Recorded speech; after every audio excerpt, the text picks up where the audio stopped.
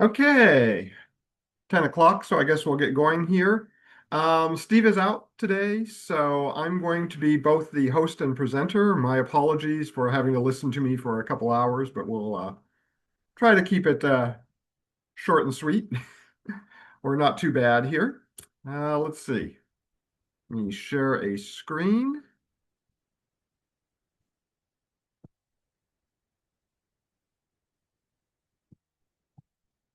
Okay, can people see the meeting announcement or the meeting header? Good.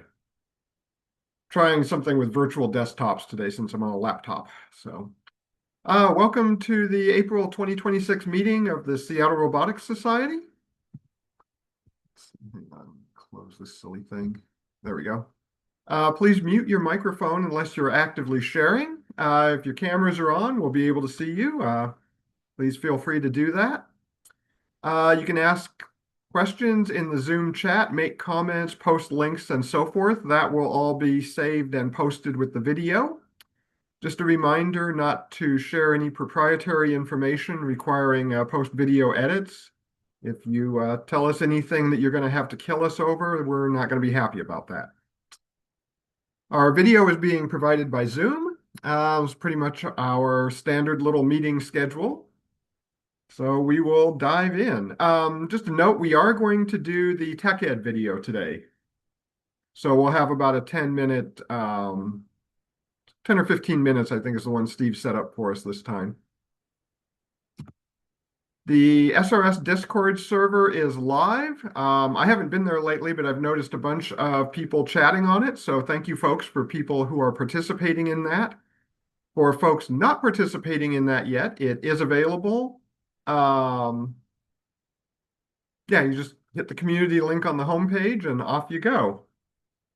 So this replaces the chat server we had ages and ages ago. If you want to grab the QR code down there, that will take you right to it. We also have the SRS and Robothon merchandise site up and running. It's at Redbubble. The QR code or the link will take you there.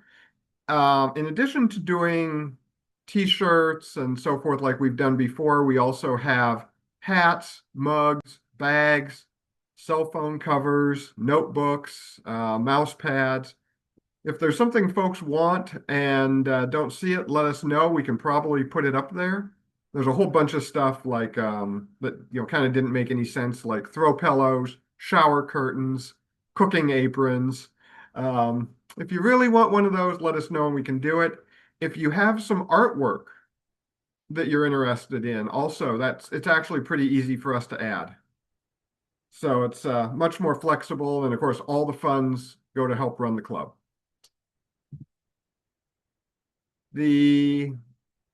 Donna is doing a Arduino-focused meetup group. It's called Build It with Arduino. Her next meeting is Saturday, April 25th from 1 to 3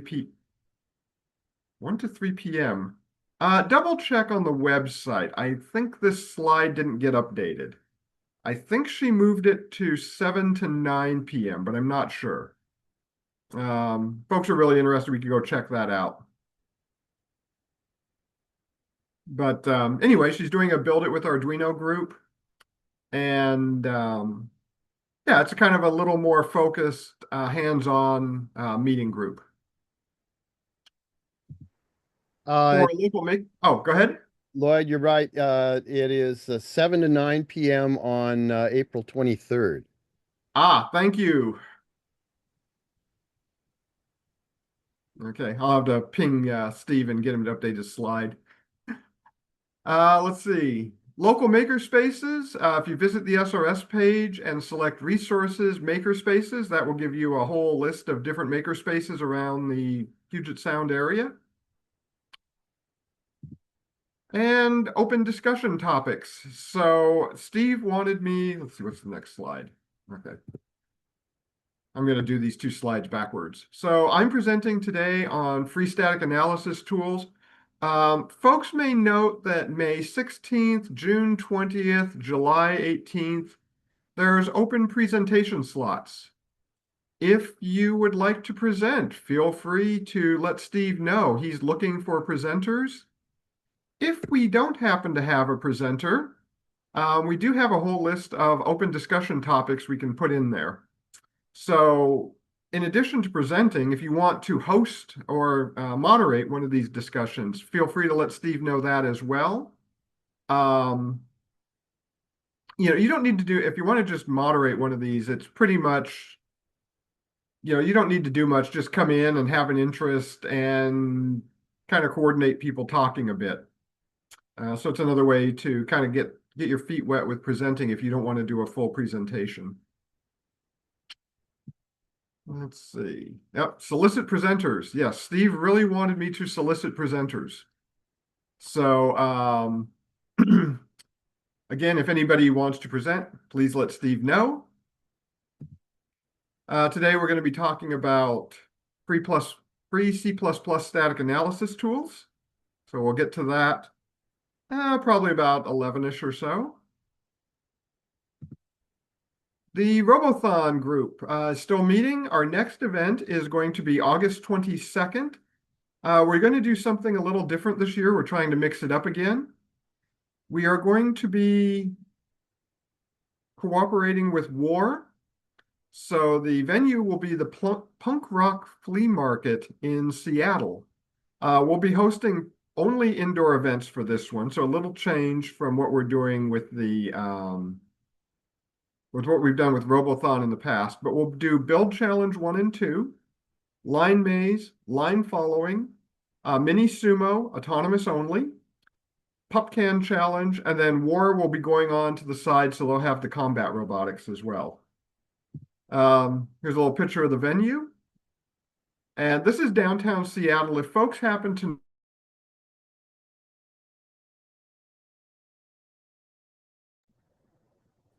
know Uh-oh. where Ada Books is, it's right down the street and across the street.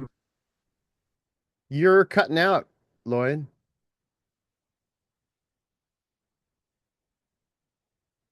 Yeah, I don't know what's going on.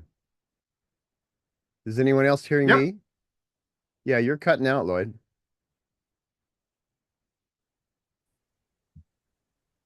Now I can see you moving, but I haven't heard something from for a Okay. while. Whoop. Now you're back to nothing. I mean, Okay. Yeah, I turned my video off. How's my audio now? yeah, you're back to having audio. Okay, let's try going that way. There may be something else going on where my audio is problematic. I Okay. still take issue with you saying that that's downtown Seattle. That's Capitol Hill is what that is. Oh, okay. I'll go with that. I think of it's downtown Seattle, but yes, it is more formally Capitol Hill. Okay. Is there anything I need to go back and repeat that cut out? Oh.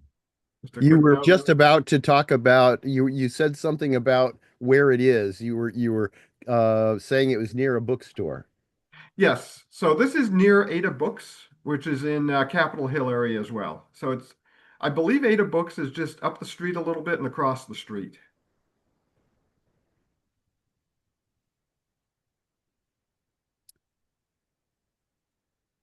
Okay. This location used to be a grocery store.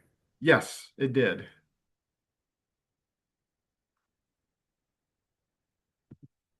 Okay, next slide. So we are doing a monthly tech ed topic. This is a little bit of a change to our standard, meeting format that we've used for literally decades. We're trying to mix it up a little bit. So every month we're going to put up a video that's going to be kind of a baby step or introduction for beginners, just a little bit of more basic background to kind of help people get going. It's somewhat in coordination with the Build It or with Arduino workshops. So things you'll learn here can be used there, vice versa. We'll do that here in a couple of minutes. Let's see. Yeah, we don't need that slide. Okay, so let's go. We've got plenty of time here. 10:10. Let's go for about 20 minutes if folks have things to share. And when we're done with that, we will Our meeting topic, or our tech ed topic today is understanding I2C video. Okay, so who has something to share? And if nobody has something to share, we'll jump right into the video.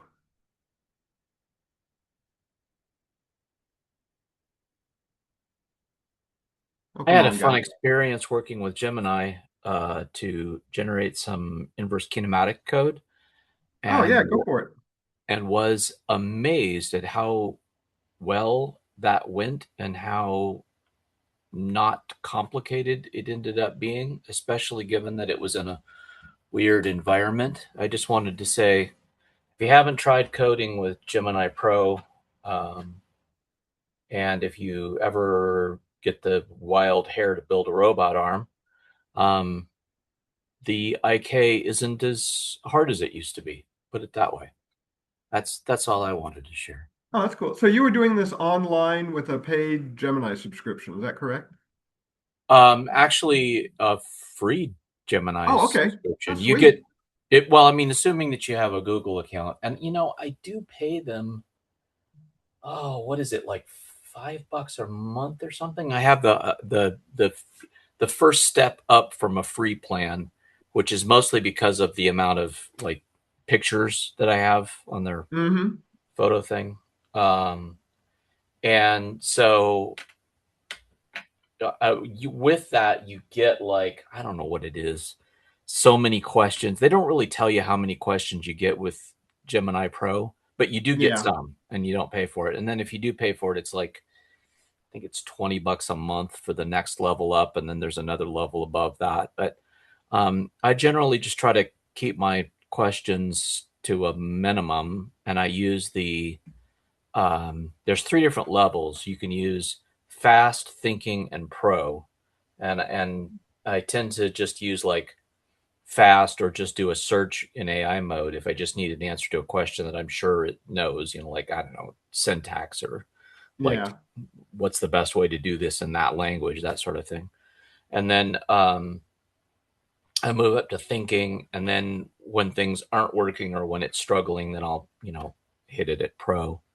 And absolutely amazing what you can get done these days. It's like having a programming team that you can work with. And the reason why I mention it is just because I think a lot of robotics these days is sort of stuck in the, like, uh, we tend to be like fairly good at the hardware, and we get the hardware done, or we get the hardware working as well as we can get it working. And then it turns out that like good software could add so much more to it, right? Yeah. Building a robot arm is one thing, and then getting it to go to an XYZ location at a particular orientation, that like used to be really complicated software. Like, you could do it with ROS, but then you have to deal with ROS. Yep. and and now you can just like, you know, get the code written. And I've also been doing some stuff with like machine vision, um, Mm-hmm. using OpenCV, but like using Gemini to help me write the code. And it's not like Gemini is doing everything perfectly. Like, it's screwing up, and then I'm like going, well, no, wait a minute, that can't be right because this. And well, when I do that test, I'm getting this error, or like, wait, this is a bad approach. This is the strategy I want to use instead. And so we're like working together. So I Right. just want to throw that out there. And I figure we got about a year of that before it takes over and we all lose our jobs, and that's the end of it. So just enjoy your time while you can. Yeah. I've been also actually I've been going the other route of setting up local models. So this might be a talk sometime to do, but I've got a couple of GPUs and running the local models through LM Studio. And then I hook that into my uh, code editor, which I was using VS Code for a while, and now I've switched to Z. Getting these stacks put together locally, it's not hard, but it's a bit of whack-a-mole because everything's changing so rapidly right now. So things will start working, things will break. I was originally using Visual Studio with the Continue plugin. I got that working and I went to go do another model to make it better. I downloaded a update to the Continue plugin. It broke the markup rendering, but otherwise was still working. I was like, no, that's driving me insane. Um, but I'm also pretty impressed with even how well the local models just running on a I've got reasonable GPUs, not anything, they're not like a 5090 or something like that, right? Mine are a 4070 and a 4080. Is that And on two different machines or on the same machine? no, it's on two different machines. So my Okay. laptop has a 4070, or wait a minute. Yeah, 4070 in it, and my desktop has a 4080 in it. Okay. And so I'm not running the frontier models. I'm just running like a code completion model. What am I using right now? I think I was using the Gemma 2B or 4B, 2 billion, 4 Yeah. billion parameter model. And that actually works okay for code completion. And then I'm running the Nemotron 30 billion, and Nemotron is NVIDIA's open models. I'm running Uh-huh. that for, kind of a code generation and so forth. And it works pretty well as well. And again, this is all free, right? This when you download Right. these models and Right. stuff, it's all because it's yeah, I'll get to that in a second. But I'm having Once you reasonable buy the success with it. hardware, all you're paying for is the electric bill. Right. And and so far, like just running these models locally, it's not any worse than playing a video game, right? You're running it on a gaming GPU, right? Right. And it's intermittent, so it's actually not as intensive as playing, a modern video game. Right. And you get pretty good results out of it. They're probably not as good as the Frontier models, but you're also not burning up tokens like crazy.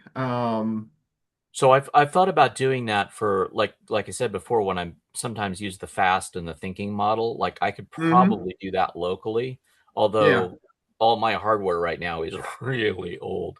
But I just got a new job, so I'm thinking about what I'm looking at buying a mini PC instead of a laptop, because then I can use my own screen and my own keyboard, and I don't travel that much.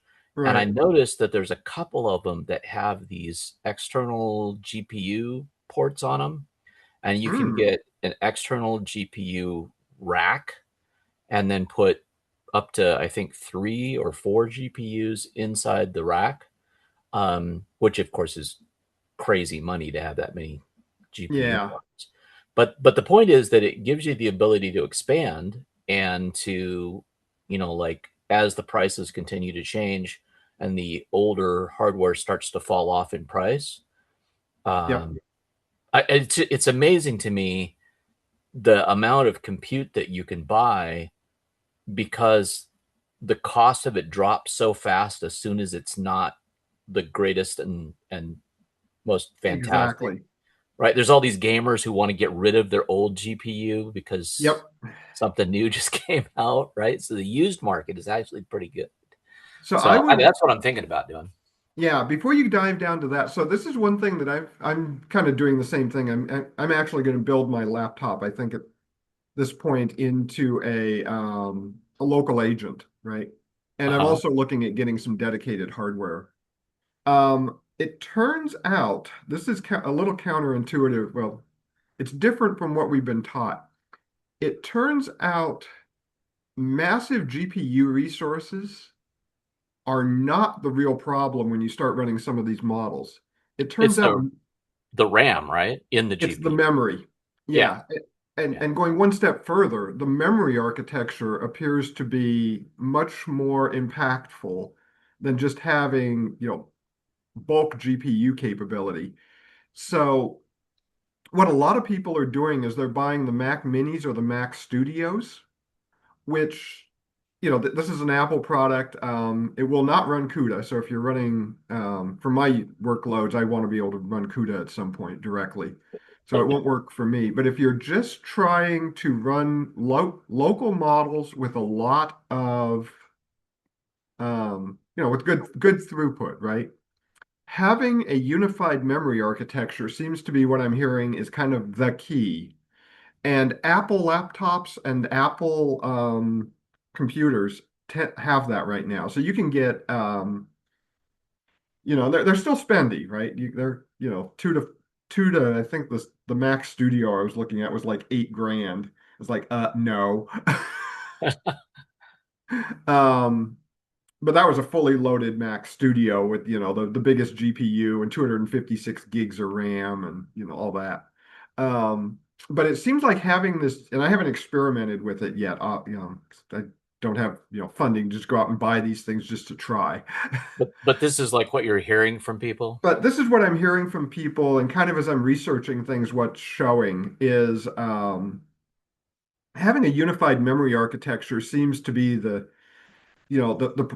primary determinant of performance, right? So Hmm. and like running the models locally, it's kind of interesting because I'm using LM Studio, and sometimes you have to, do some special things to jump through and get the GPU engaged. But I was getting good performance before I did that, just running on the CPU. And now keep in mind, this is what do I have in this one?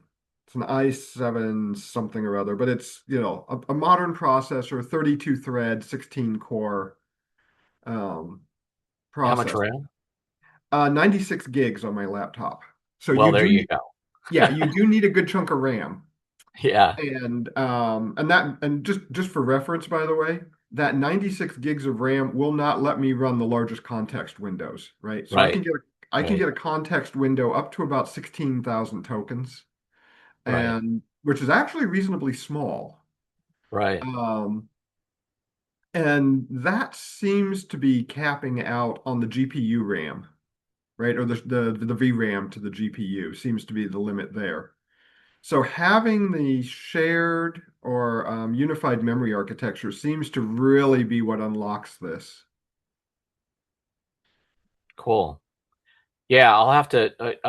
I'm really curious to see what happens. I think one of the things that people don't realize is like all of the stuff that you have to do, um, Yes. like for example, IK, right, or like convolutions on images, or like basic image processing, or the stuff that like Bob's been sharing with us about, Hmm. like how to take um, the how to do the coordinate transformation from like what the camera sees to what the actual reality is, right? That Yeah. kind of all that kind of stuff. Like if you do that on the front end and then feed that into some kind of a neural network system, and then also connect that to a large language model, you know, you start to get some really amazing capabilities that are within reach of like hobbyist computing power, kind of high end hobbyist Yeah. computing Oh, power, but totally. still, Yeah. yeah. So I'm hoping that people will move more in that direction, and enjoy the year or two that we have before the singularity. And Yeah, it's actually one of the talks I've thought about doing. I don't know. Well, tell me what you folks think of this, but it's AI wrote my code. Now what do I do? right, yeah. It's Well, now you're a programming manager that's as right. opposed to a programmer. That's right. You're leading a team. Yep. And Hey, my I name's Scott. found, I just good, oh, good. It's the first time I've been on the call here, but I just wanted to throw in one little quick thing. You guys are talking about these high-end systems. I also have, or GPUs and things. Just on this little Arduino Uno keyboard, it actually has a. I've installed Quen as with a small model that's perfectly capable of, just regular conversation even offline, which is just oh, crazy. wow. That your little $50 board can have, you know, you know that kind. Isn't It's that just amazing? yeah. Yeah, I paid $35 for this little Aeon Boxer, which is based on the Jetson Nano, and it's doing pretty good vision processing. I mean, I get object recognition and motion detect and logging and all that kind of stuff out of it without too much trouble. It's stunning what you can get away with these days. That's a So I'm going to give Steve another plug here. If either of you would like to do a presentation on that, that would be really cool and interesting. Um, it's it's also something I got into a while. Everybody's right now is kind of looking at the big models and agentic and all this big stuff, right? But um, quoting Feynman, there's plenty of room at the bottom, Mm-hmm. There's a lot of, and I've actually started playing at about a year ago, I was playing with some of the smaller stuff on Arduino,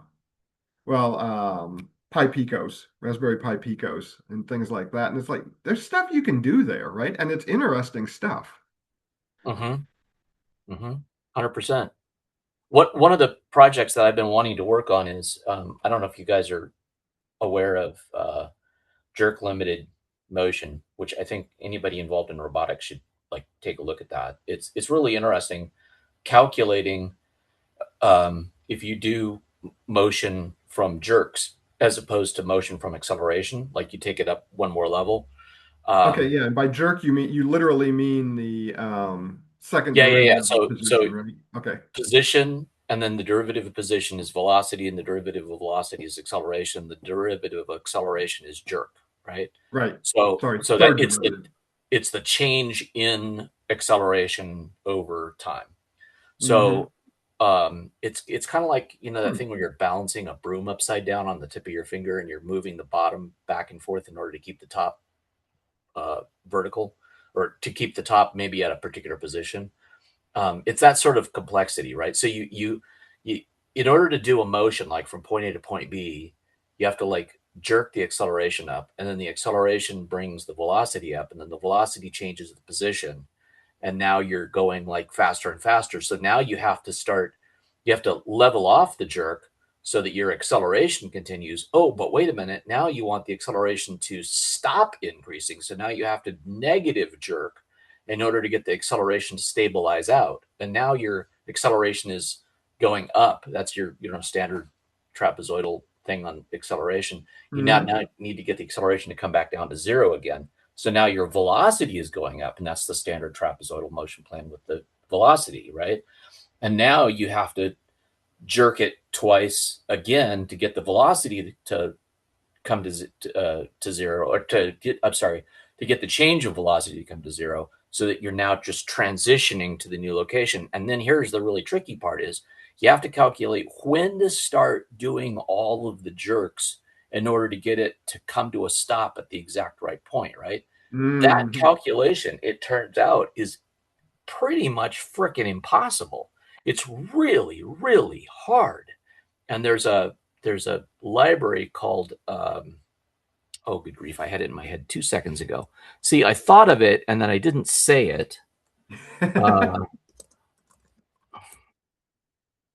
Uh, it starts with a Z. It's the German word for jerk. Wouldn't know it. Yeah. Anyway, so they have a library that does it, and but it can't handle Ruckig is the name of it. Ruckig. See, it starts with a Z. I have no idea where I get these things from. Okay, it's Ruckig is the name of the thing. So if you go to ruckig.com, I think it is, they have this library. But Ruckig can't follow a trajectory. It does a beautiful job on like, I'm starting here and I want to stop there. But what if you want to pass through a point and continue on to another point, right? So this calculation gets so complicated that I think the better way to do it is to train like this the Arduino that has the little neural network that'll run on the $50 one that Scott was just talking about. I can't think of the name of it now, but the point is that size of a neural network could be trained to make the predictions on what the jerk should be given all of the input data. The Uno Q. Thank you, Scott. So I think that would be like a really interesting application of like neural network training, in order to figure that out. And maybe even I was thinking doing IK, but this IK that Jim and I came up with is working really good. So anywho, sorry. That concludes the we should all be thinking about AI portion of the Seattle Robotics Society meeting. Okay, and we're actually right about 10:30, so let's go ahead and I'm going to start this I2C video. which hopefully, given my network connection up here, will be okay. Let's see how this goes. Let's see. Let me stop sharing and go back to, I need to restart the share for this as well. Hang on just a sec.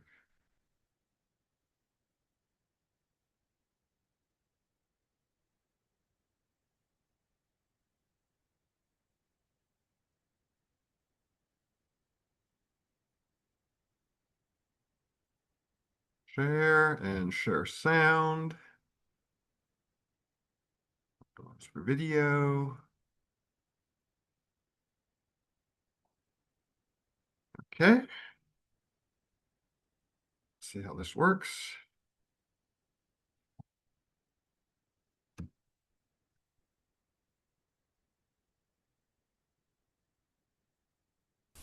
The inter-integrated circuit.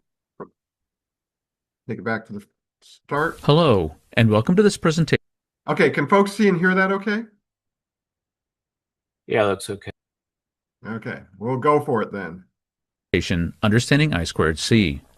This presentation will provide you with a brief technical overview of the I2C serial protocol and how it's used to transfer digital information. The inter-integrated circuit protocol, commonly called either I2C or I2C, was developed in 1982 by Philips. It's one of the most common serial protocols and, as the name implies, it's used primarily for short-distance data communications. I2C is a synchronous master-slave type protocol in which both the master and the slaves can send or receive data. It operates bidirectionally in half-duplex mode and can run at different clock speeds. Only two wires, serial clock and serial data, are used in I2C. In the remainder of this presentation, we'll go step by step through the frame structure and operation of I2C. We'll begin with a basic I2C topology. A master is connected to one or more slave nodes via two shared lines, SDA or serial data and SCL or serial clock.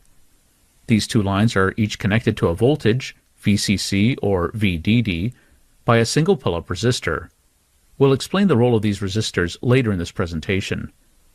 Note that devices can be added to or removed from the bus at any location and at any time.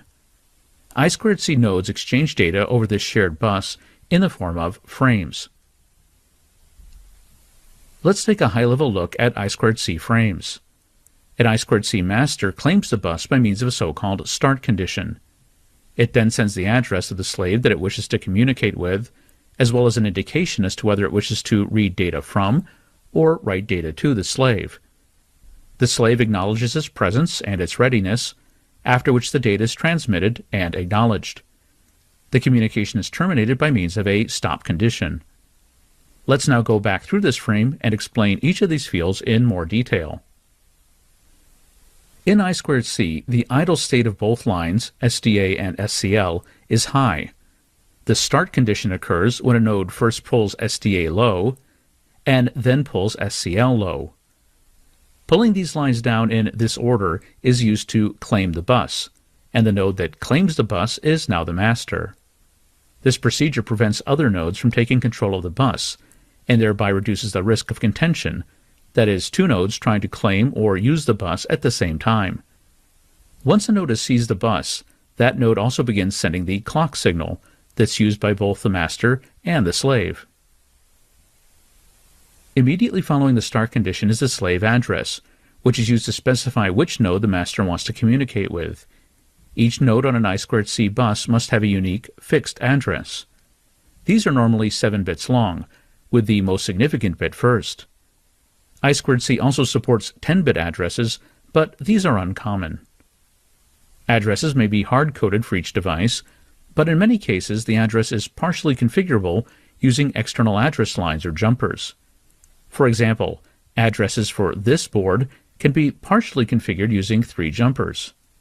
In order to configure this address, both A2 and A0 would be jumpered, and A1 would be left open. At this point, it would be a good idea to pause for a moment to talk about the timing relationship between the data and clock lines in I2C. In this diagram, we can see that SDA does not change between the rising and the falling edges of the clock signal. Data is always read during the middle of the clock pulse. Expressed another way, we can say that during data transmission, SDA only transitions when the clock is low. This is necessary because an SDA transition when the clock is high would indicate the start or stop conditions. Immediately following the slave address is the read-write bit. This bit is set by the master to indicate if it wants to perform a read or a write operation. If set to 0, this means that the master wants to write data to the slave. And if set to 1, it indicates the master wants to read data from the slave. Recall that the standard slave address in an I2C is 7 bits long, and in many cases the read-write bit is decoded or interpreted as part of the address byte. The acknowledge or ACK bit is sent by the receiver each time a byte of data is received. 0 is an acknowledgement, and 1 is a negative acknowledgement, or a NAC. Recall that the I2C bus is idle high, so if the receiver doesn't actively respond by pulling the line low, this will be interpreted as a NAC. Every slave address or data byte is followed by an ACK bit. An ACK bit following a data byte is sent by the receiver to confirm correct reception of the data. An ACK following a slave address is sent by the address slave to indicate that it's both present on the bus and that it's ready to read or write data, depending on the state of the preceding read-write bit. The address ACK bit is followed by the data byte, which is the actual information being transferred between the master and the slave. Although this is often the contents of a memory address or register in the slave device, this may be an address location itself. We'll talk about this more on the next slide. Data is always sent as 8-bit bytes in I2C, with the most significant bit first. Every transmitted byte is followed by an ACK bit, which, as mentioned on the previous slide, is set to 0 by the receiver when the data has been properly received. In many cases, multiple data bytes are sent within a single I2C frame. Additional bytes are simply concatenated onto the previous byte, although note that each data byte must be individually acknowledged. I2C doesn't specify the contents or the purpose of data bytes. These bytes may be all data, but often one of them will indicate an internal address or register location in the slave device. For example, if the master wants to write a certain value to a specific register within the slave, the first data byte might be the address or location of that register, and the second byte would be the actual data that's to be written to that location. Since the number of data bytes can vary, there must be a way to indicate that the final data byte has been sent, and this is done using the stop condition. First, the SCL line is allowed to return high and remains high, and then SDA returns high and remains high. Recall that for data bytes, SDA only transitions when the clock is low.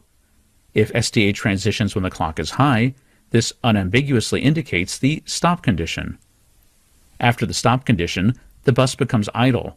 There's no clock signal, and any node on the bus can use the start condition to claim the bus and begin a new communication.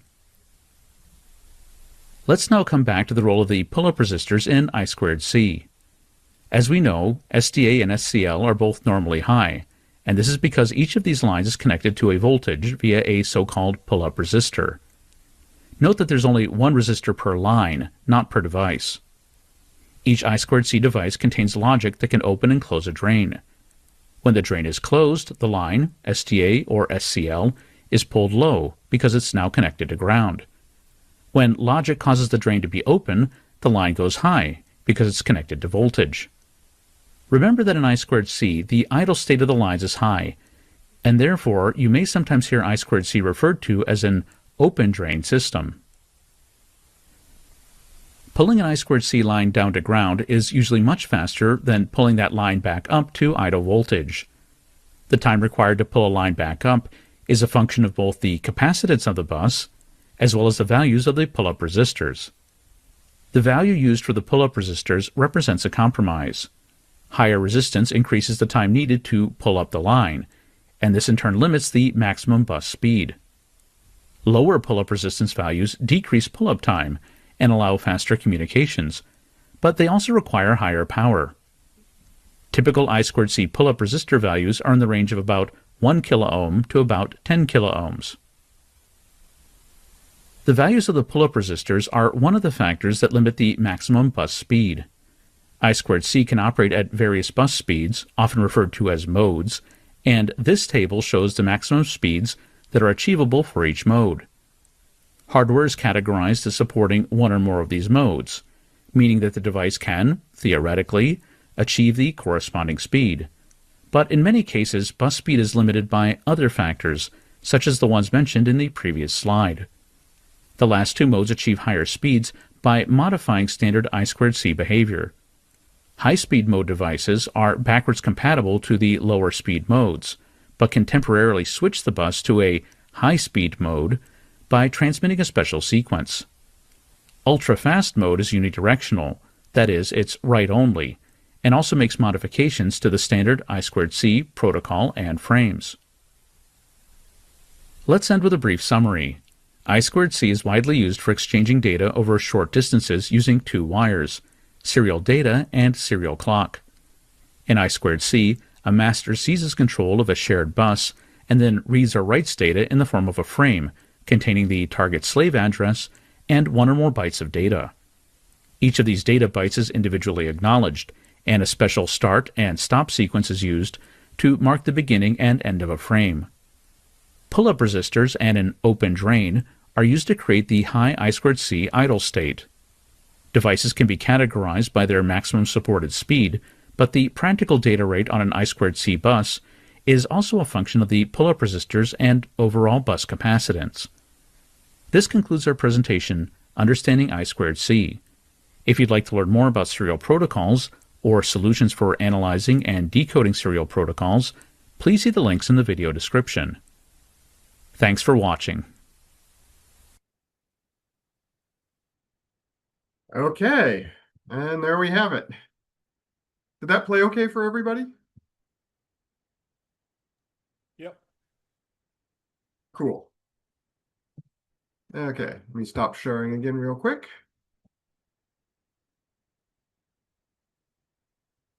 All right, so we got about 8 or 10, well, we can do a couple things. We got about 8 or 10 minutes here before we take about a 10-minute break. So we can discuss for a little bit, or we can do the break early and start the presentation early. What would folks like to do? I could use some advice on a challenge that I'm having. I'm trying to add the second GPS to the autonomous robot that's in my background here. And the first step to doing that, well, in addition to mounting the wings on the robot, is to create a new harness for the GPS. The Here4 GPSs that I'm using only came with about 12-inch long cables.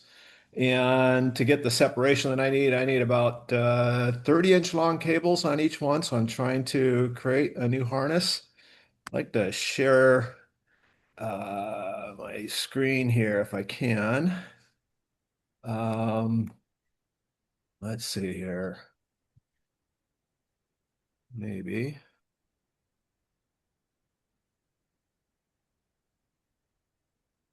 All right, can you guys see the mower now?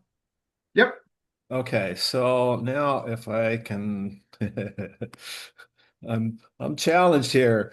Let's see. Okay, here we go. First of all, that's the GPS unit that I'm using. The cable on that is in the box. This is the cable removed from the GPS, and you can see it's about 12 inches long. And I'm trying to make a new cable that is about 30 inches long. The problem that I'm having is these JST connectors. They're so stinking tiny. I'm having really hard time trying to crimp these, get the wire in the right spot. I've got good crimpers, but just trying to get the wire placed in the right spot. You can see I've used a set of helping hands here. And then I've even added a dab of UV glue to try and hold that wire in place while I put it in the crimpers and then do the crimp. This is, you can see the dab of glue there. Um, but I've been unsuccessful so far in getting this into the crimper without things moving around. I'll try this again. I've so far destroyed 3 versions of this, and I'm just looking for ways to get these little tiny. These are 1.25 millimeter JST GH connectors. I've been successful with 2 millimeter and 2.5 millimeter connectors. Anybody got any advice on how to make a good crimp on these connections and hold things in place while you're making the crimp? So I'm surprised that the wire is visible in this photo.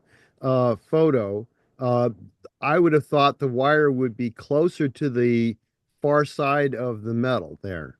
Uh, Yeah, so this hasn't been crimped yet. This is I'm trying to get the wire into the connector before I make the crimp, and yeah, this wire here is a little bit too long. I think that here this is probably pretty good here, but I probably uh, trimmed or cut a little too much of the shielding off of the wire on this particular one. But so uh, where does the metal of the connector pin, where does the far side of it, that is the top, I guess is what I would call it, of the pin, where does that end? Is it end? this is it right here. That's that end, but the Yeah. other end, where does it stop? Is it right where the metal is flaring out there? Uh, You can see in this picture I've got the that's open at the connectors. top. Yeah, in this connector, it's or in this picture, the connector is held by both alligator pins. In this one, the only thing I'm holding is with the alligator is the wire, and Mm. so you see the whole connector here. Mm. This is the end that goes into the connector. There's What two I was wondering is wires. just what the wire has to clear, and in that other picture, you could see the top. Yeah, you can see the top is open, so that's what you need. Yes, yes. Both of these are open. This hasn't been crimped yet either. Right, but Uh, what I mean is you can't see the far side because of the angle it's at. I gotcha. Those are tiny. Yeah, I can't even pick these up with my fingers. I've got to use tweezers or needle nose Yeah. pliers just to pick them up. You know, the So one I thing that have, you can do to avoid having to do that is just cut the wire in two and splice it. Splice Yeah, in a piece. I may end up doing that, Robert. I so far I want to try crimping these a few more times. I would rather not have splices in my wire, but so far 3 attempts, I've got 3 fails. Or you Yeah. could use a different style of connector, one that's easier to work with. I can't do that because the whole ecosystem for this. See if I've got some pictures of the maybe I oh yeah, here we go. So one side has to go into the Cube Orange Plus. It's the 4 pin CAN connectors here. And the other side goes directly into the GPS, which uses the same. These are JST-GH connectors, but it uses a 10 pin on the inside of the GPS, and I don't have a picture of that. So I'm not saying replace the connectors. I'm saying cut the cable in half, put connectors on those cuts, and then Oh, put I in gotcha. another cable. Yeah, that's that. I kind of like that idea. I think that may be better than splicing. Maybe. You might even be able to mount those new connectors on the chassis somewhere so that you have a good mechanical, easy to come up to it with your mating connector and plug it in without Yeah. having to worry about it moving around and stuff. hey, so just to verify, this is the type of a connector that you're talking about, right? I'm having a hard time focusing, and let me try turning off Yeah, this so light. these are JST GH connectors that I'm using, which are 1.25 millimeter pitch. Okay, but if you look at the screen, can you see what I'm Here, sending? Oh. I'll pin you. Let me stop sharing. Yep, I'll pin, see, I think I Okay, can pin you. Yeah, so There we that's go. the connector. I know that the video isn't very easy to see there, but that's Oh, so James, the ones that you have here, I think these are JST XH or SH. These are much larger than what I'm using. okay. They're the same JST class, but the ones that you got here are probably a 2.5 millimeter pitch. And I've been very successful with those. I've done a lot of those and relatively easy, but these little tiny ones that I'm having trouble with. And just to verify that the thing that makes all the difference for me is having the right crimping tool. So this guy has, and this is the key, is that the crimping tool has, let's see if I can get this to focus correctly without too much cursing. Try not to be an AVE here. So I don't know if it's clear, but Yeah, this, it's a pretty good picture. so this side right here, there is a little thing in the middle Yes. that sticks up. And on the other side, It's just it's just round on the bottom, Yep. right? Okay. And every time I tried to do it before I got this particular crimping tool, I had all kinds of problems with it. But what it does is it folds the middle part of the actual connector Yeah. over the conductor of the wire. So I'm going to see if I can point to it, because this is, I can't, I'm really amazed to find that there's anything smaller than There's this. always smaller. Yeah, exactly. Yeah, I'm not going to be able to get this to show up very well, Yeah. but this part right here gets crimped over so that the upper part here are both pointed down into the middle of the wire. Yes. And then this part back here just gets folded over, just a single fold. But Yeah, that and gets I have similar crimpers, James. They do the same thing. There's a part that crimps the over the sleeve of the wire, and a part that crimps the wire specifically. The uh-huh. crimpers that I have more sizes to it, so you can get the crimp a good crimp on the smaller section. But holding the terminal into Mm-hmm. the crimpers and getting the wire into the right position at the same time, I've found to be virtually impossible. So that's why I'm trying to get the wire glued onto the terminal before I put it in the crimper, so that I get it in the right position before I attempt the crimp. So Uh, what I've done that I've had success with is putting the pin into the crimper first without the wire, and I've right? been real successful doing that with the connectors that you're showing there with the 2.5 millimeter or the 2 Uh-huh. millimeter. But with these 1.25 millimeter, I haven't been successful doing that. What goes wrong when you try that? If you first of all, you've got to crimp a little bit down on the connector or on Yeah. the terminal in order to hold it in place, and then you got to get the wire in. And once you've crimped it enough to hold it in place, then the Then the wire terminal, doesn't want to go in the end. exactly, it's too small for the sleeve, so you don't get it in far enough, or you get it in too far, you can't see how far you're putting it in. And so getting enough so where both the sleeve and the wire both get crimped in the right places is with these little tiny ones is where I'm having a real hard time.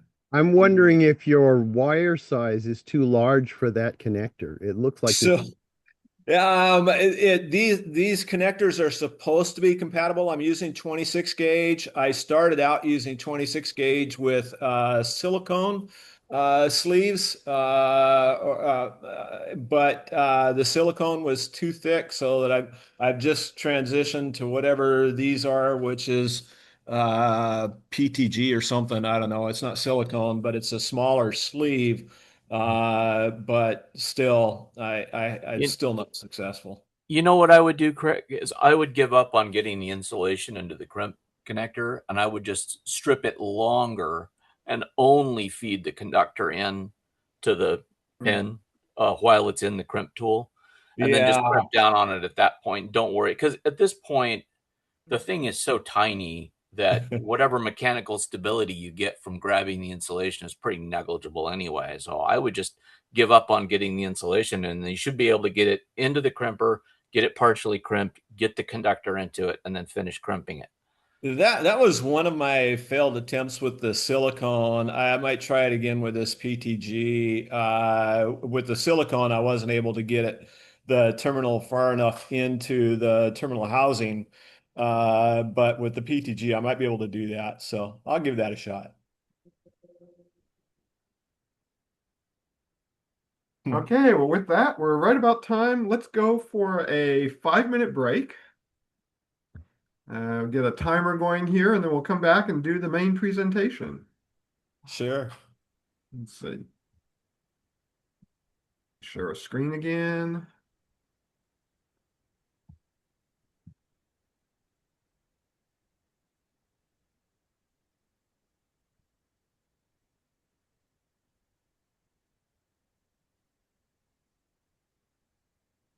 And start. Okay, see you folks in about 5 minutes.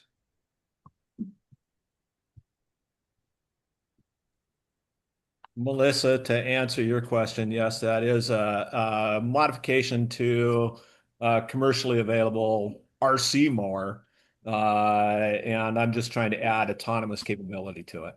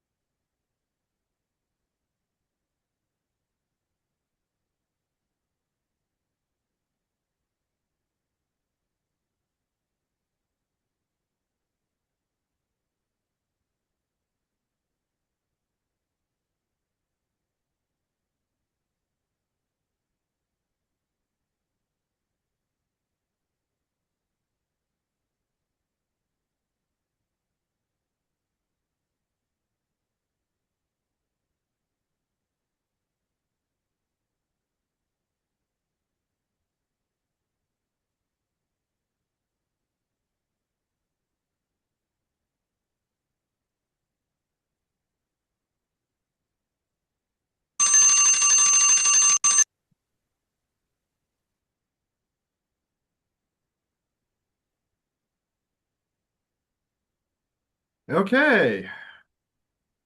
Are folks back? No, I'm gone. Okay. With that, we'll dive into our main presentation here. Let's see, let me do another screen share.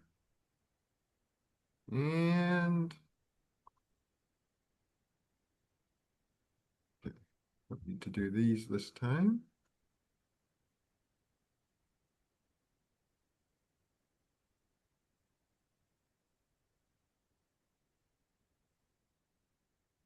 All right. So on this talk, we're going to talk about free C++ static analysis tools. So first thing is, what is static analysis? So here's the definition from Wikipedia. And it's basically analysis of computer programs performed without executing them. And you can compare that with dynamic analysis, which is when you analyze the program during their execution. So really what you're looking at in static analysis is you're taking the source code and you're running that through some type of program that looks for patterns. And specifically the patterns it's looking for are typically called anti-patterns. So it's places where the code does things that are known to be problematic. Very common ones are use after free, buffer overflows, so forth. So the program can actually, the analysis program can actually look at the code and pattern match. The benefits of this is it's done at typically at compile time or as part of the compilation process. And so you're not paying any runtime penalty for it, but it's only going to find things that it's been explicitly programmed to look for, right? So there's a set of failures. The program's going to look and say, the code does things in a bad way, and here's what you need to go fix. Both free/open source and proprietary tools exist. The proprietary tools can be quite spendy. One of them that was a project I was on, it was aerospace, so budget wasn't really an issue. It was $25,000 per year per repository for the tool. So they can get quite spendy. Pretty much out of our budget range for doing hobby stuff. But there's free options that are just as good. Well, I wouldn't say quite just as good, but 95% of everything the proprietary ones can do. And they're easy to get, they're inexpensive, they work well. So let's take a look at those. For this particular talk, I chose 5 different open source options. These are not the only ones out there. They're just the ones that I've either found personally to be useful or came up as popular options. There's other ones. These seem to be the most common and most readily available. Oh, so what I want to do with these is we're going to go through each one and basically kind of look at their characteristics and rank them next to each other. I've got a particular use case in mind that when I did this, I was going for, and that'll become apparent in this, further down the presentation. And then we'll pick one and do a little bit more of a deep dive on it. So the first one on the list is the Clang Static Analyzer. You can see the website there. It's part of the LLVM tool chain, which is Google's Clang compiler tools. The type of analysis and depth of analysis is excellent. It's integration and usability. So kind of talk about these metrics as I go through them. For type and depth of analysis, remember we said that the tool is only going to pick up certain patterns that it's programmed to look for, right? So by type and depth of analysis, that's what I'm going after. how many failures or how many problems is it able to find? Integration and usability is more talking about how does it integrate with other tools. Usually when you're doing this, you put this becomes one tool in a tool chain, which is typically your editor, your compiler, your debugger, in this case, your static analyzer. You may or may not have tooling around your repository. How well does this tool integrate? Well, this is part of the LLVM tool chain by default. So it integrates anywhere LLVM integrates, right? It's very well supported. The customization and extensibility gets to how easy or difficult is it to add additional anti-patterns to the tool. So the tool comes with a set of faults that it looks for.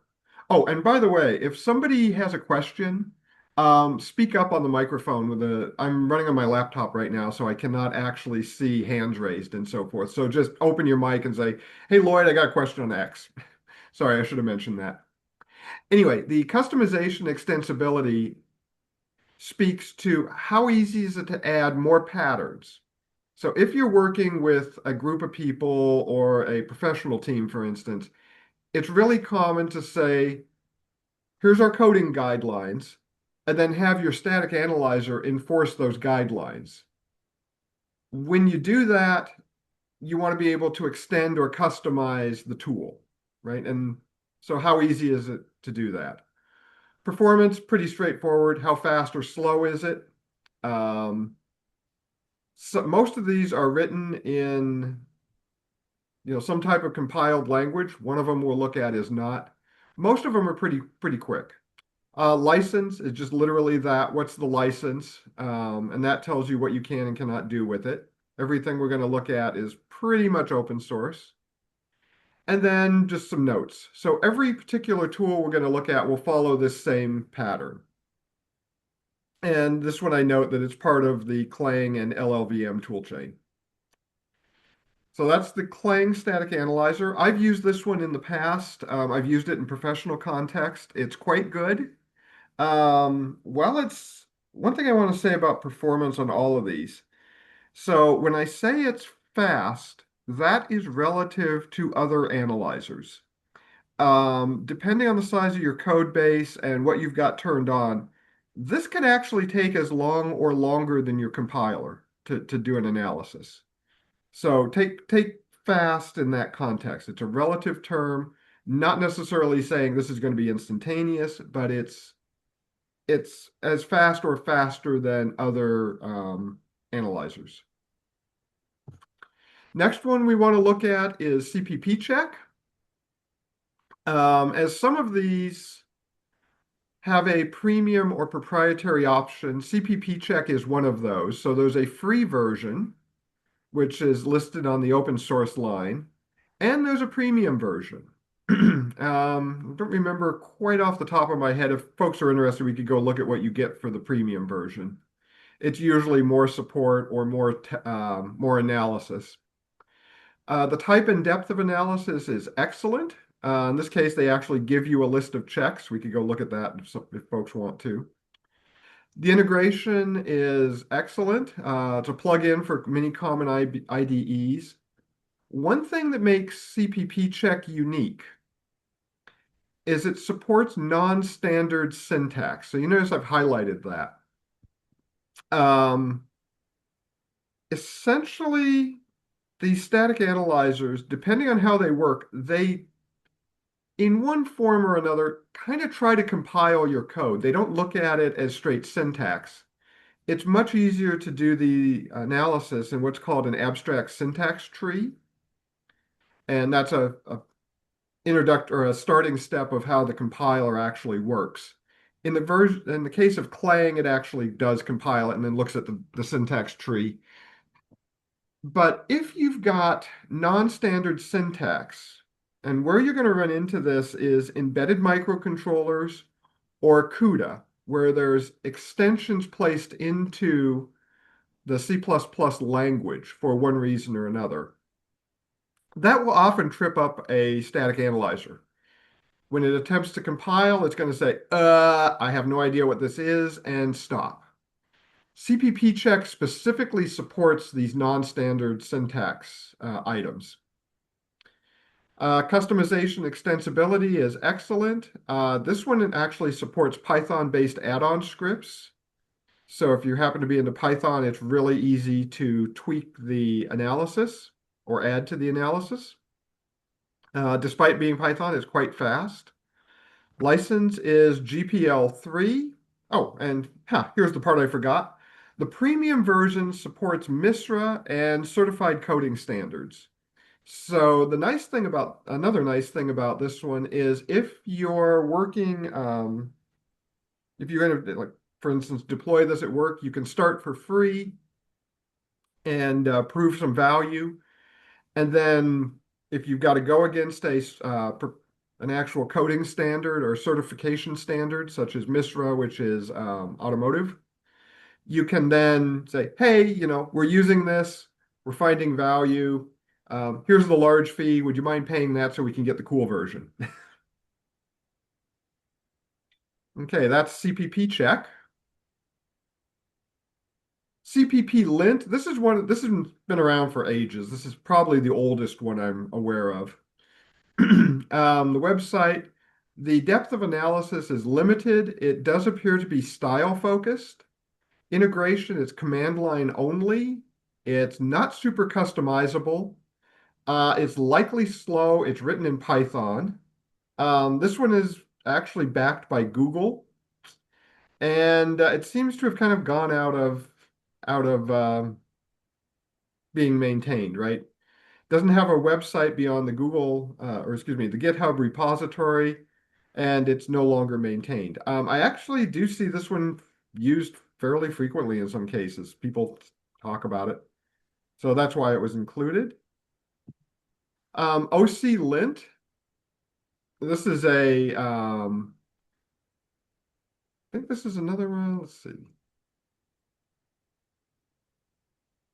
Yeah, I'm just going to go through my notes. I don't remember off the top of my head. Anyway, there's the website. Depth of analysis is excellent. This builds on the Clang static analyzer, so it's a tool on top of a tool, essentially. Integration, it's medium. It's CLI only, but it does integrate with the Clang static analyzer. Its customization is excellent. You can place rules in the directory, and it loads those at runtime. I didn't actually run this one directly. Performance is apparently slow, as from other people's reports. License is a modified BSD3. Last notes, it was last released October 26, 2021. It works via an AST, and it's not Windows. So if you're running in a Windows environment, this one won't work for you. Okay, SonarQube. This is the one I had mixed up. This is another one that's a free version that's kind of like a gateway drug to their proprietary version. And so the only thing I'm going to talk about in this talk is the free version, right? There is a proprietary for fee or for charge version that does better. The depth of analysis is limited. It's only about 50,000, or it is 50,000 lines of code per project that you can analyze for free. So for a hobby project, not bad. Integration and usability is excellent. Customization is limited. It's fast. The other thing, this is a cloud-based solution. So something to consider with this is you're uploading your code to the cloud. For some folks, that's not a big deal. For other environments, that's, for instance, if you're working under ITAR, that's going to be forbidden. You can't do certain things. So that's one of the characteristics of this one. The license is proprietary. This appears to be basically a gateway to their full version, which costs, at the time I did this set of slides, so this was, I think, last year when I wrote the slides, it was $500 a year. Okay, so now we want to kind of pick one of these. So a little bit, the use case that I've got, this is, I'm going to kind of build the use case on, my typical workload or what I want this to do in my environment. So it's basically hobbyist or hobby work and, some professional work. I also have CUDA workloads. So I want to be able to analyze code that contains CUDA. I also want to be able to analyze code that can run on a microcontroller. So that's kind of what I'm looking at. In this particular context, I don't have any formal certification like MISRA or I just blanked on the aerospace certifications. Um, anyway, I don't have any of those that I need to go after, right? So no formal certifications, but I do have non-C++-ish code embedded in C++ stuff. So this table kind of summarizes each tool and what it does. And I'd recommend kind of building a little table like this anytime you're evaluating tools.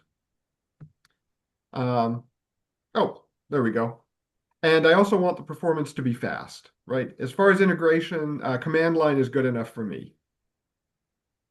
So if we put those all together, it turned out CPP check was the tool that really fit my use cases the best.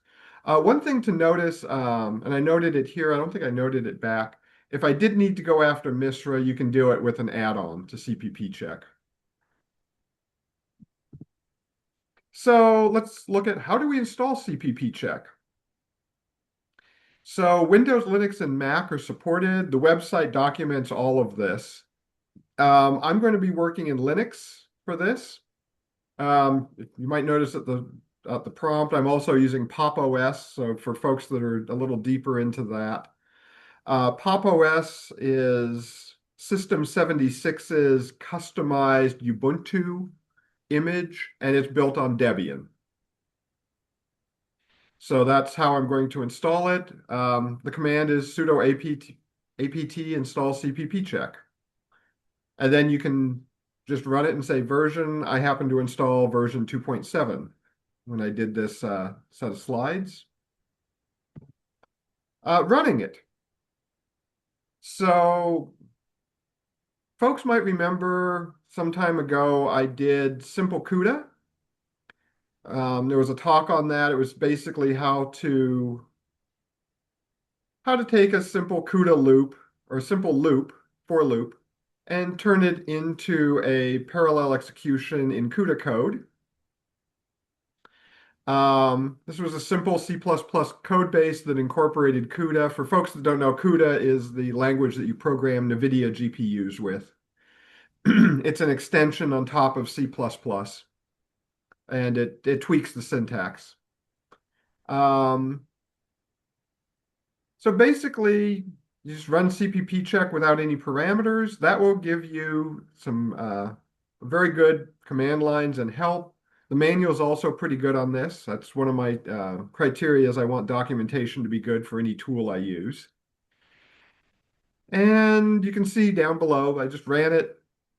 There's a little clip of the help output. So to check a folder, you just simply say run CPP check and then give it the path. So I'm going to check it against simple CUDA, which was the CUDA project.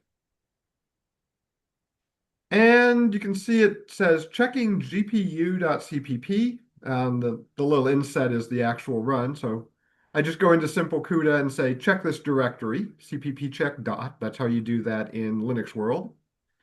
And you see it says checking the gpu.cpp. But if I do a directory, you'll notice CUDA, and you might remember this from the prior talk, CUDA changes the file name extensions. This is how CUDA knows to basically run things through the CUDA compiler instead of the C++ compiler. Code gets the extension CU instead of CPP. So you'll notice most of the files in here that contain the real meat of the project have a .cu extension instead of .cpp.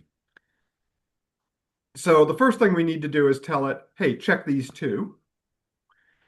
And you can notice basically the next thing I did is CPP check, read the manual, -- language C++.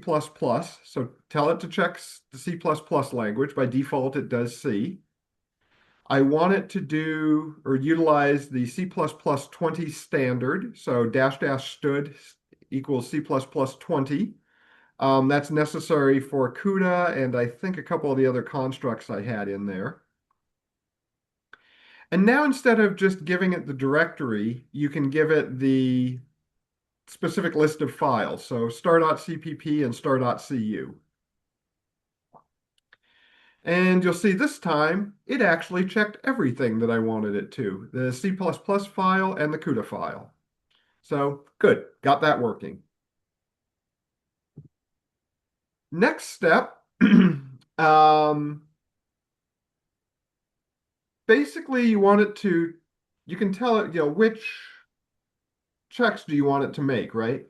So I'm going to add the -- enabled all, or enable all. That tells it to check everything. And it also turned on a couple of warnings. But you'll notice the function Pythagorean kernel is never used, unused function. And there's also a warning C++ can't find all the include files. That's a CUDA thing. So if folks remember from the CUDA talk, the function Pythagorean kernel, it is actually used. Okay, so this was a false positive. The reason the static analysis flags this is Pythagorean kernel, if you go back and look at the original code, it gets passed to CUDA, and that's the name of the kernel call. So the code doesn't actually call it directly. It passes that into CUDA, and then CUDA actually calls Pythagorean kernel, and it calls it for every single thread that needs to be run. So let's look at the configuration settings to suppress this error. One of the things you will find with static analysis is you are going to get false positives from time to time, right? That's one of the things you can rank these algorithms by is what do they check, how many false positives do they give you, and how many false negatives do they give you? False positives you can deal with, you turn them off. False negatives, you're not going to know about. So it's the trade-off you're going to make. After doing a little digging around, I found this inline suppress statement. And basically you can see the call in C++ up above. So basically what you do is say whack whack check -- suppress unused function, or CPP check suppress unused function, and you have to pass the inline suppression. This basically just puts a comment above the offending line that says, hey, I know this is going to show as an unused function, ignore it, right? And this is how you suppress all the different, it's one way to suppress all the different false positives. And let's see. You'll notice I'm still getting cannot find all include files, but in the run below, I'm no longer getting this unused function alert. Right? You can also set these suppression statements in various file formats. Now, different folks have different ways they like to do this. Most of the tools support both mechanisms. So in one mode, you're putting it in the code, which is what I've done here, which is the inline suppress. The other mode, you're defining some type of file saying, basically, here's a list of everything you want to ignore. Depending on your development practices, there's pluses and minuses to each of these. In the case of the inline, you're putting it inline so it's right by the piece of code that it's affecting. But if you're in a group that tends to be a little sloppy with their coding standards, I've seen people actually use the inline and kind of, they get the warning, they've got to submit their code, and so they just suppress it with an inline warning. And when you're doing a code review, you may or may not spot it. And now you've got something that should have been fixed that actually has been suppressed. Groups where that's an issue, you tend to want to use the file format. And then when you're doing the code review, it will show up as a change to your control file, and it's quite obvious where and what has been changed. And then you can go look at it directly. So a little bit of trade-off depending on what type of group you're working with, or if you're even working with a group, and what style of suppression you want to enforce. Something else with CPP check, there is an option to use the Clang parser. So remember I was mentioning your code actually kind of gets compiled, the first parts of compilation when you're doing the static analysis. In the case of CPP check, you have the option of using different parsers. There's the built-in one, or there's the Clang parser. And you can specify different versions of Clang. I didn't actually try this, as it breaks the case of being able to check CUDA code. The parser that's built into CPP check is specifically designed for non-standard exceptions, and that's the thing about CPP check I really liked. So I didn't go down the path of using the Clang parser. If you're running a project where you're going to be using the Clang or LLVM toolchain, this will actually let you pick up compilation errors during your static analysis check that exactly match what Clang is going to fault on, right? I've used Clang Analyzer in the past. Again, that works great. So general recommendations. No single tool is going to cover everything. Use multiple tools when you can. In professional environments, I found it fairly common to not only use multiple linters, but to use multiple versions of compilers. So depending on your portability, you may compile it with 3 or 4 different compilers and even different versions of the same compiler, as well as static analysis and dynamic analysis tools. Different compilers and different linters are going to catch different things. Static analysis can be time consuming, so I generally don't run static analysis for debug builds. The way I typically set this up is, so folks may or may not be familiar with, you have a debug build which contains all your debug information and turns optimizations off. Then you have a release build that turns all your optimizations on. It typically strips symbols from your binaries, so forth. I typically make a third build, and I call it a check build. And that's where I do the static analysis. So instead of saying make debug, make release, I'll say make check. And then, that runs this more in-depth analysis, which can be time consuming. If you're running a continuous integration system, which does these analysis and checks automatically, integrate the make check into your CI build and you block a commit. So just like you're going to do with style analysis and unit testing, you don't check something in that breaks your unit tests or doesn't match your coding standards. You can also, I recommend putting the make check into that build so you don't allow anything to be committed that has obvious static analysis errors in it. We talked a little bit about the disable check type statements. Most developers, in all honesty, don't try to bypass the system. I wouldn't say it hasn't happened. Another thing is placing your configuration files under version control. That's critical. If you're in regulated environments such as ITAR and MISRA, that's required. Your analysis logs that are generated are also required to be saved if you're in a regulated environment for your release builds. That's all part of, hey, if something blows up, what happened? Let's see. So that's all I've got for the formal presentation on this one. Any questions? I'll stop sharing here.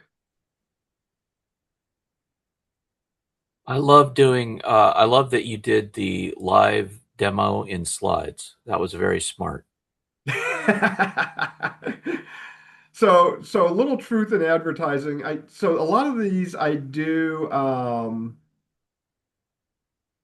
these presentations for the Northwest C++ users group, which I'm also involved in, and this group. I tweak them a little bit. The environment I had when I did this for the C++ users group, I was actually able to run in Linux.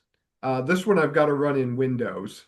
So my whole development system is in Linux. So I kind of had to do that to make it, you know, usable to present to this group in this presentation paradigm. But I'm it's, curious. I'm curious if you have any war stories about things that the linter caught that you missed or that somebody else who was a good programmer missed. I'm just kind of curious about like where it's the most useful or like what uh, yeah, you understand what I'm asking. yeah. Trying to think of a good one. I've been doing this for many decades. I've got a lot of war stories. I'm trying to think if there's a really good one. Well, and it has to be one that you can talk about, right? Like I don't want to know Yeah. what astronaut died because you know wrote the wrong code or something. Yeah, no, I haven't killed any astronauts, so I'm trying to think. So, as I think back on this, I don't know where there's any war stories. I have not used this in a paradigm where I didn't start it right from the start, right? So I think it's I think the statement here is going to be lack of war stories in this particular case rather than war stories because essentially when you put this onto a code base and in most cases I was starting from a fresh project and I start this right at the front.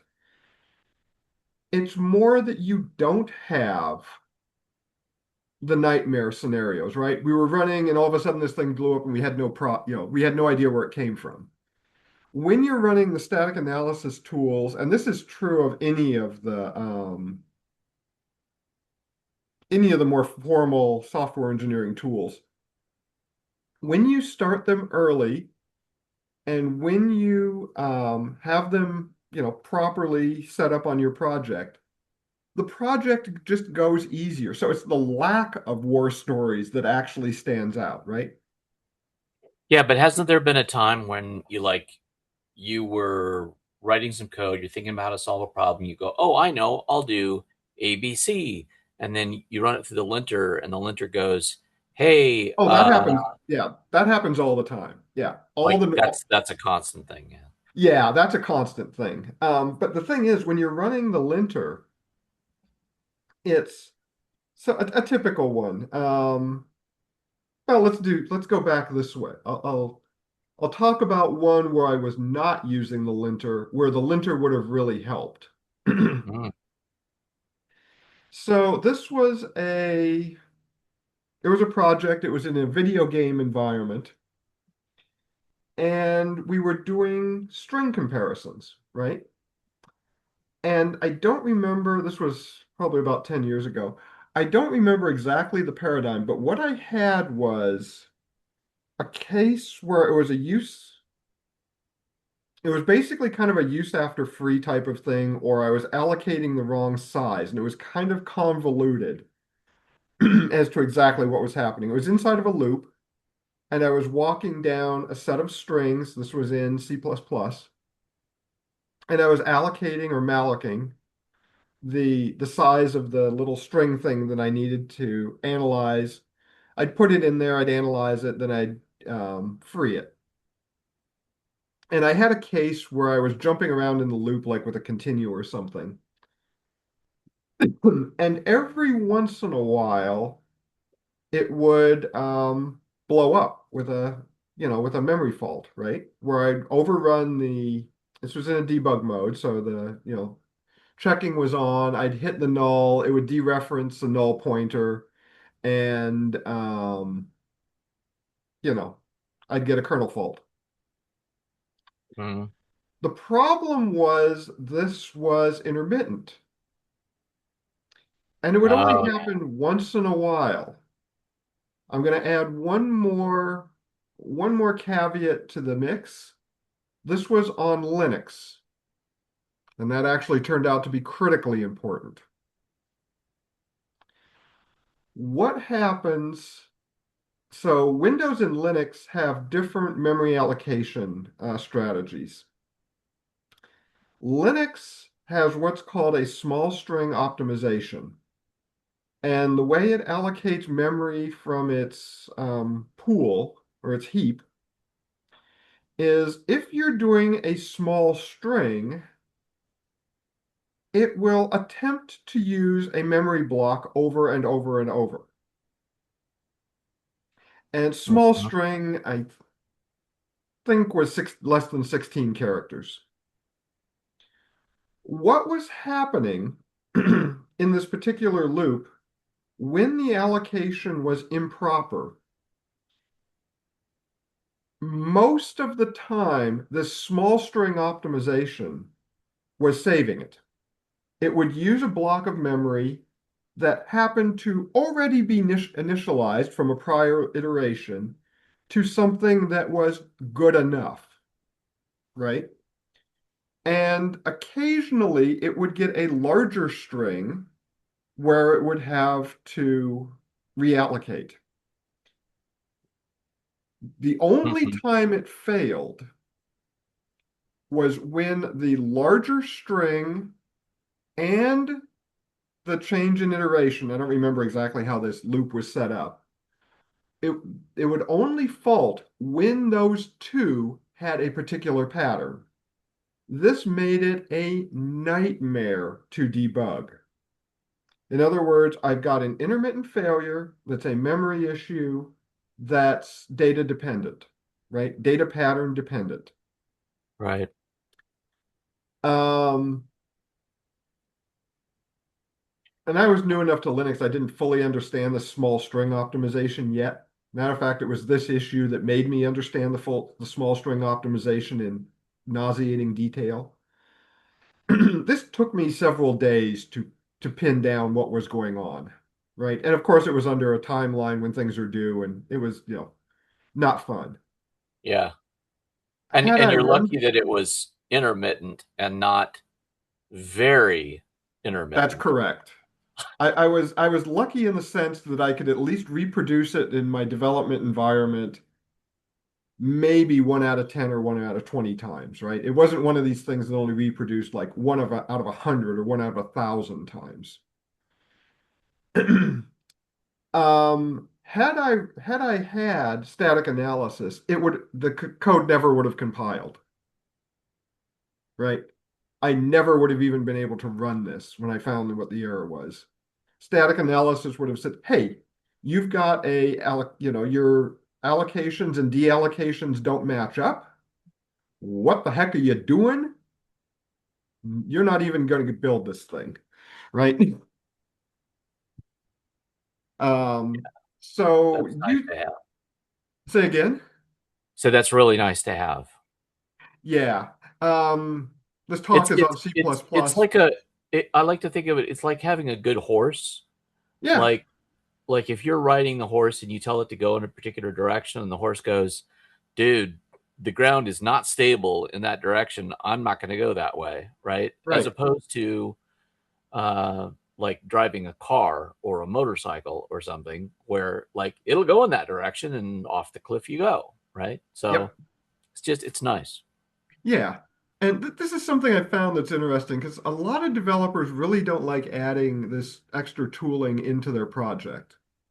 One that I find resistance just against the overhead of putting another tool in. The development teams or the development management tends to not like the cost, which is where this entire talk came from. I Yeah, was running into but projects it's where they didn't want to pay the cost of the tool, so it's like, hey, let's go find some free ones, right? oh, I see. Yeah, Um, the thing about that with management, it absolutely drives me nuts is that, you're going to pay now or you're going to pay later. If you that's right. don't pay up front, you're going to pay through work not getting done or weird bugs that cause Yeah, sales losses. exactly. Yeah, you're going to pay the cost one way or the other. Is it just visible or invisible or upfront or tail end? Um, but it's actually one of the things I like about the Rust programming language is if you look at Rust, for instance, you'll find there's not any analyzers. Right? There's good English. Static analyzers for Rust, because the language is built with these concepts already built in, right? And Mhm. it's part of what makes learning Rust hard because you have to change the way you do things. But using these tools and using programming languages that support these concepts, in the end, you rip your hair out at the start because you have to do things in a different way. That's good because you were doing, if you're ripping your hair out having to do them a different way, it's because you were doing them wrong the first time. And most of us that grew up learning C and so forth, we didn't even know these things were wrong 20, 30 years ago, right? It's just the way you did things. We didn't know that, null terminated strings are a bad idea and pointers running around are not exactly the best way to do things. Um, but these tools cover for that and they basically act like safety rails, right? It's like, okay, you're doing something bad, doesn't leave your desktop. So once you get through the churn and the angst and the hair ripping of getting the tool in place and learning to use it, your the rest of your life gets really simple, right? You don't have weird bugs coming back from the field or your test group. Um, most of the stuff when you've got the tooling, proper tooling in place, you still get bugs. I'm not going to say that by any standard, right? But bugs are they're more you've got a formula wrong, you've got this button should be named that. They're things that are straightforward and obvious to debug. They're not these weird intermittent things that you rip your hair out. Mhm. So kind of back to my, I don't when I'm using these tools, I don't have any really good war stories because the tool solved the war story, right? It's when I'm not using the tool that you get the war stories. Yeah. That's a couple of quick comments. One is, um, I think a lot of people think that programs run data, but data also run programs. Oh And yeah. so that kind of informs like test systems, and then that leads you to writing to the test. You write the test codes first, and the test code has a bunch of data that Yep. runs the program through known branches, and then you write the program to pass the test, and then the linter is part of the test, and then everything just works, and now you can work quickly. But nobody wants to do that because it takes time to set up, Right. and And it's management won't give also you time. yeah, and it's also changed the way you normally do things, right? That's the whole test-driven development mantra. And you try to do that as much as you can. Now, I've actually run into cases like I've done a lot of R&D work, right? And when you're doing kind of the more frontline R&D type of stuff, as much as I like test-driven development, I find it's not as valuable because almost by definition, you don't know what you're trying to do right up front. So writing a test case, you get into this kind of catch-22 loop where it's like, okay, I'm going to write a test case, but I'm not sure that's what I want to do, and I'm not going to know it's what I want to do until I write the code. So then you write the code, and then you find your test case doesn't, and you get into this type of thing, right? Just because you don't know enough. So you just end up saying, oh, fine, I'll just write the code first. Uh, So how do you get out of that? How do you get a good set of test cases and also have code? I mean, what I generally find when I'm in that is I write some code and then I write some test cases and then I write some code and then I write some test cases and I have to kind of pop back and forth between yeah. two brains. And you know, the times that I've been the happiest is when I've been working with somebody else Yep. in a positive adversarial relationship, and like they write the test and I write the code, and like they try to screw up my code and I try to Oh, get yeah. past their tests, and we I've kind never of had fight that over before. it. That's a neat paradigm. Yeah, that has worked really. I've only been able to do that once, and that has worked really well. Yeah, I would expect that would. And Um, and all you have to do is get management to hire two programmers instead of one. Which ironically is sometimes easier than getting to hire a tool because now their span of control goes up. They get more people to manage. Run into that scenario a couple times. Now, actually, the way I tend to address this type of scenario is I get fairly crisp about what is research and what is development, right? And a lot of people say, you typically say research and development together, right? But that's not really what's happening or what you want to happen. What, at least the paradigms I've worked in, you're doing something that you don't know what you're doing. You're trying to explore a new area or a new technique, right? And that's the part where you really don't know what you want to do, right? I'm just going to go play. I'm going to go find out what works.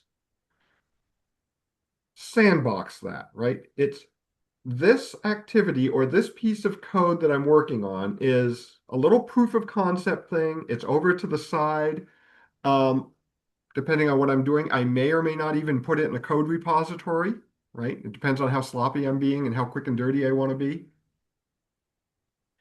But I'm doing this to answer a question, right? One or more questions. When I get that question or set of questions answered, now I'm in development, right? Whatever I did before is throwaway code. Now I know what I want to do. Now I follow more formal development practices, right? And I take the hit of writing my test cases and doing the more formal analysis and so forth, right? If I'm doing R&D type or just research stuff, play stuff, I may just stick it on the side. I probably won't run any. I won't write unit tests. I won't run it through any of my style checks or static analysis or any of that, right? Because I'm going to throw it away. Once I know what I'm doing and I'm putting something in the product, now I get more formal. I spend more time. I make sure I've got good unit test coverage. I make sure the style's correct, all the normal stuff. And that's usually the way I separate it out. The cost there is you can do things twice, right? The benefit is all the hacky stuff that where you didn't know what you were doing has no chance of getting into your product, right? So it's not, oh, gee, I forgot to clean that up. It's, I didn't have to clean it up because it was never there to begin with. So that's kind of the way I try to address that.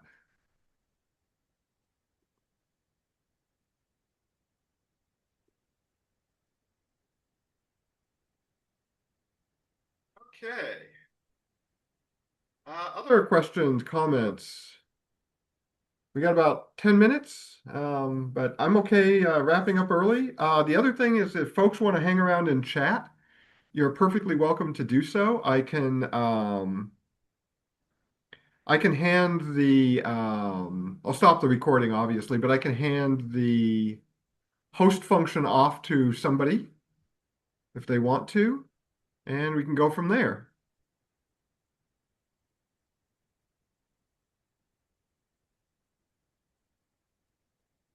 Okay, well, I'm not hearing anything, so either your microphone is on mute or you're all okay with wrapping up early. So why don't we go ahead and call it? And I'm going to make one last plug. Steve is looking for a presenter for next month.